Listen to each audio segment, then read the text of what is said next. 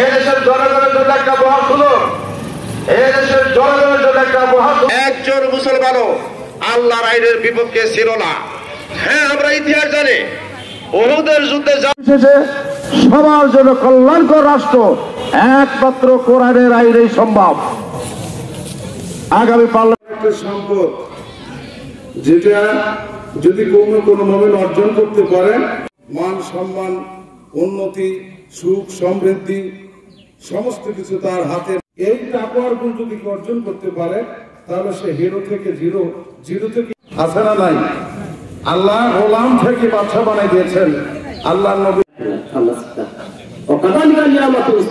দুনিয়ার জীবনে আমার একটা মাত্র কিতাব দান করেছেন, তার দরবারে শুকরিয়া আদায় করছি। আলহামদুলিল্লাহ। রাসূল করিম সাল্লাল্লাহু আলাইহি ওয়াসাল্লাম করে দরুদ পেশ করছি।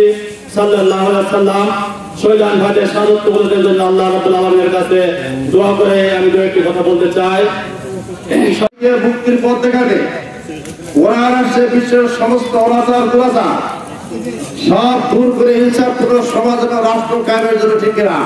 বলালিপাড়া ৩ নম্বর ওয়ার্ড কর্তৃক আয়োজিত ইফতার মাহফিল এবং আলোচনা সভায় সম্মানিত প্রধান অতিথি শুকরিয়া আদায় করছি যে রব্বুল আলামিন আমাদেরকে রমজানের সিয়াম সাধনা করে আজকে 22তম রোজায় আমাকে এই মজলিসে দাঁড়িয়ে কথা বলার সুযোগ দিচ্ছেন এবং আমরা ইফতার মাহফিল পূর্ব কিছু কথা বলার সুযোগ পাচ্ছি। আলহামদুলিল্লাহ।